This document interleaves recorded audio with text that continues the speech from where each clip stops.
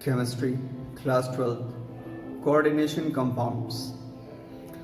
आज जो टॉपिक पढ़ेंगे वो है बैलेंस बॉन्ड थियरी।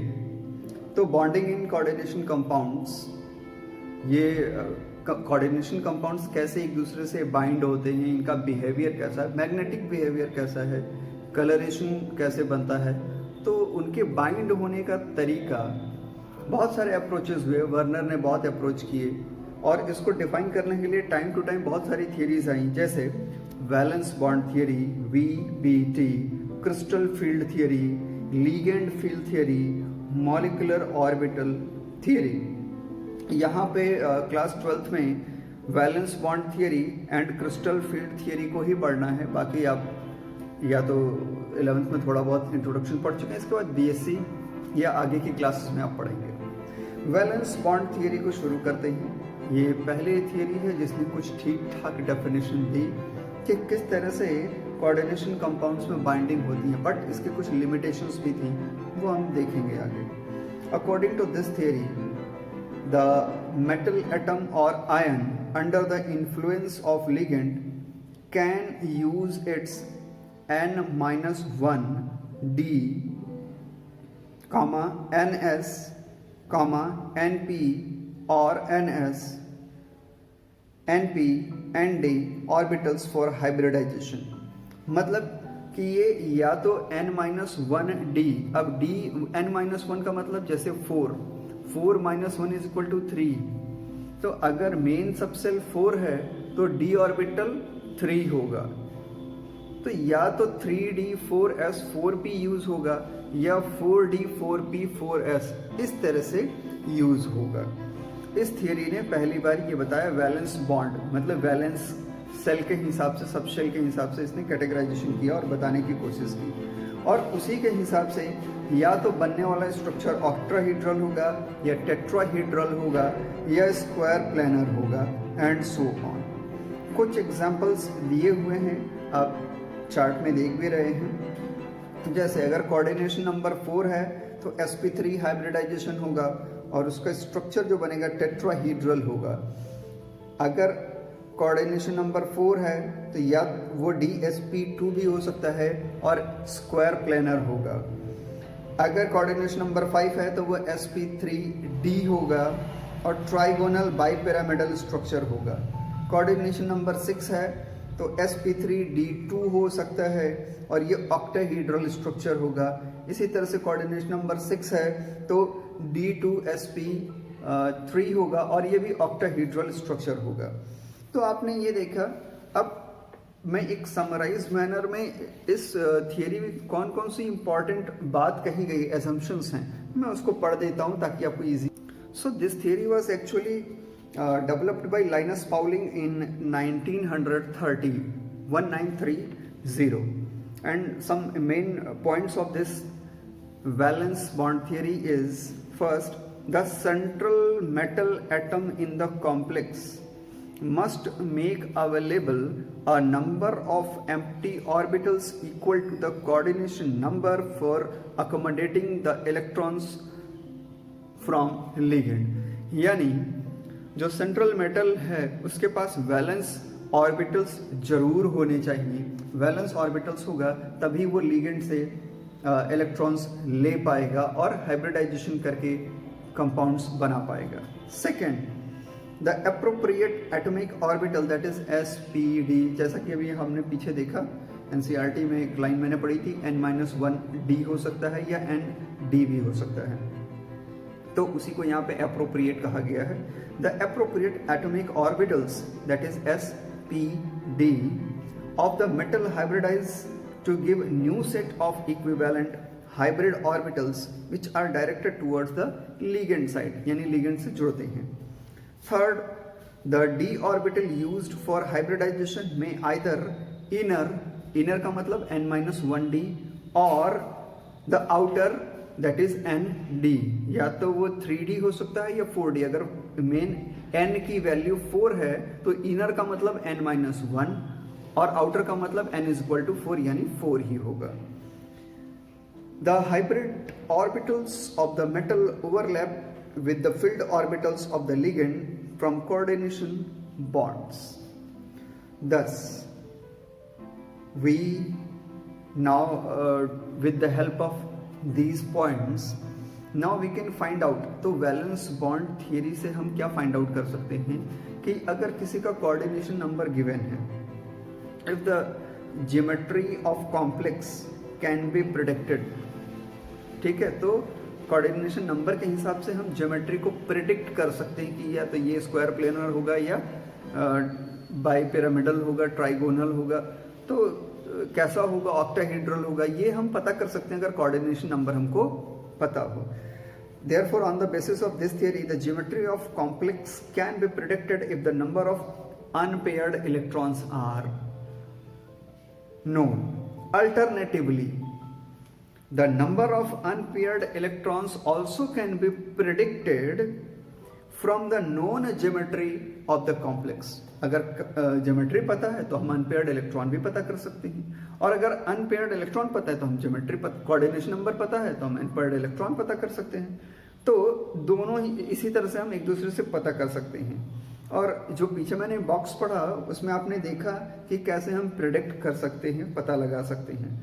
अब यहाँ पे दो बहुत ही इंपॉर्टेंट एग्जाम्पल दिए गए हैं, CONH3 होल 6+3 एंड COF6 3-. इन दोनों को हम बारी बारी स्ट्रक्चर्स देखते हैं और समझते हैं. तो ये एग्जाम्पल समझते हैं. ये बहुत ही इंपॉर्टेंट एग्जाम्पल है जो NCERT में भी गिवन है.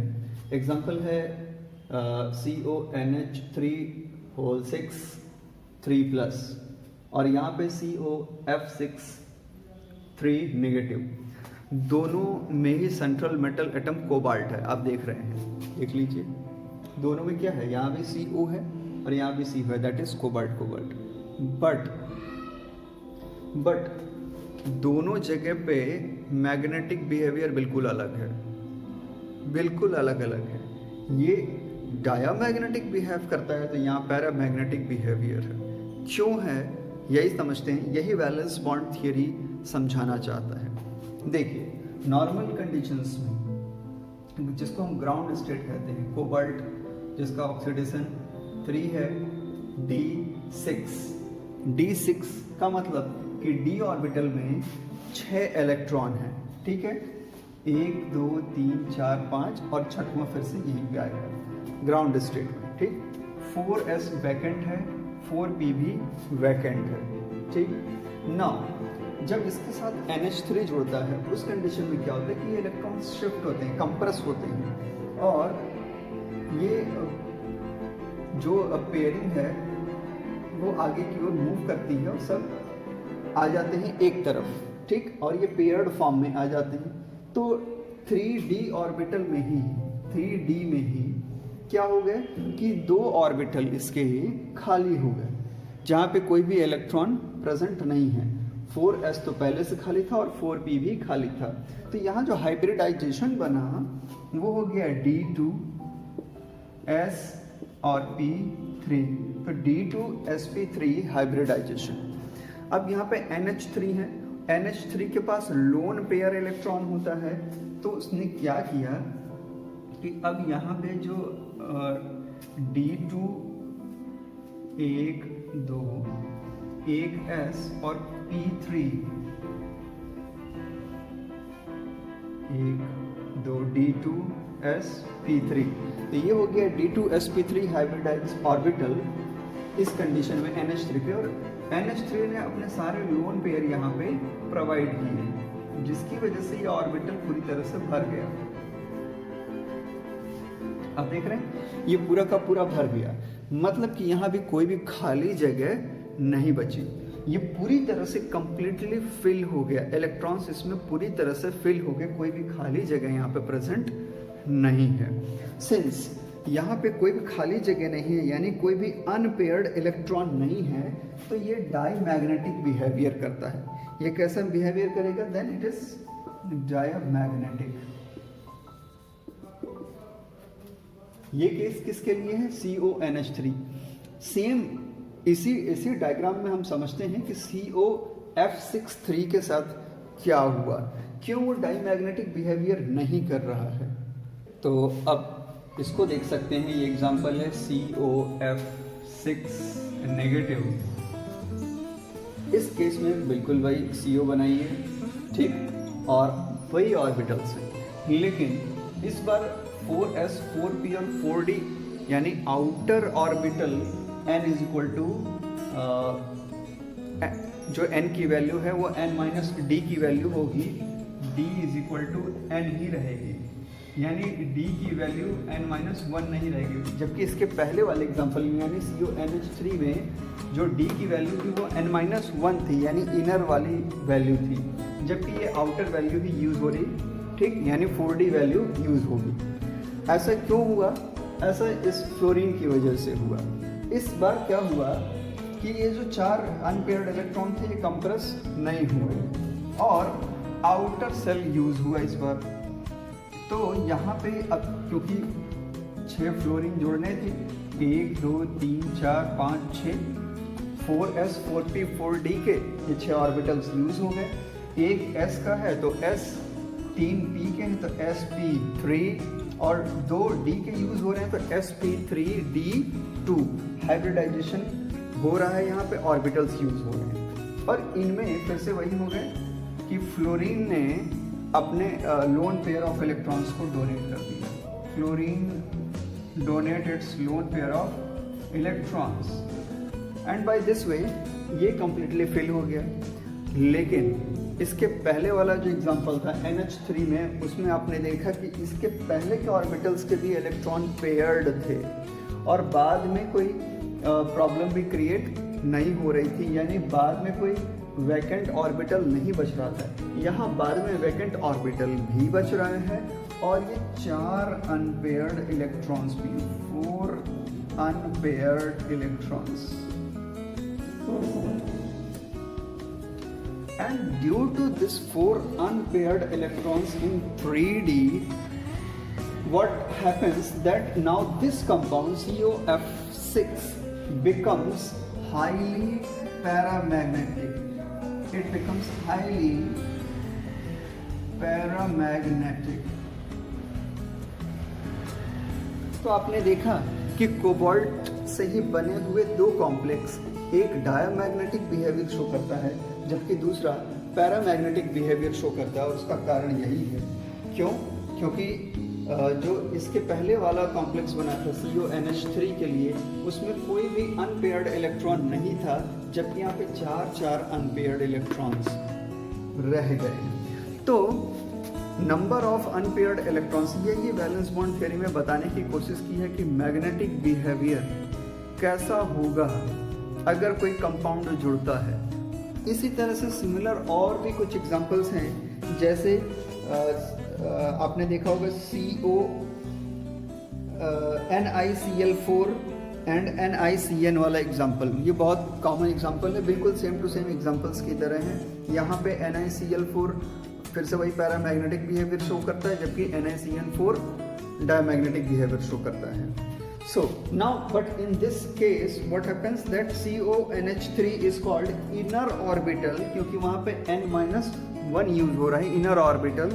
It is called inner orbital or low spin or spin paired complex or spin paired complex, whereas the paramagnetic octahedral complex, that is COFE6 power 3 minus, is called outer orbital और high spin और spin free complex। तो ये valence bond theory की explanation और behaviour हो गई। अब magnetic behaviour of the coordination compounds की बात करें तो ये बहुत ही अनयूजुअल तरीके से बिहेव करते हैं जो हमारे कोऑर्डिनेशन कंपाउंड में जो डी ब्लॉक यानी ट्रांजिशन मेटल्स हैं। क्यों? अब देखते रहिए, टेबल को देखेंगे नोट्स में तो आपको पता चल जाएगा कि जो सीरीज में जो ऐसे एलिमेंट्स जिनमें टिटेनियम, वेनेडियम और क्रोमियम है, जिनके ऑर्बिटल्स में, डी ऑर्बिटल्स में 3 इलेक्ट्रॉन्स पाए जाते हैं, उनका बिहेवियर बिल्कुल अलग है। और जो नीचे के जो दूसरे एलिमेंट्स हैं जो इनमें इनसे ज़्यादा पाए जाते हैं, जैसे क्रोमियम +2 हो जाए, मैंगनीज +2 हो जाए, Fe3 हो जाए या Fe2 हो जाए, तो इनके क्या होते हैं कि अनपेयर्ड इलेक्ट्रॉन्स घटने पड़ने लगते हैं। तो इस तरह से इनमें बहुत ज़्यादा कॉम्प्लेक्सिटी है, कभी ये पैरामैग्नेटिक कभी डाईमैग्नेटिक बिहेवियर शो करते रहते हैं और ये काफ़ी चेंज होता रहता है पूरी सीरीज में। आपको नोट्स में बहुत आसानी से दिख रहा होगा कि ये चेंज होते रहते हैं, अनप्रेडिक्टेबल टाइप के होते हैं।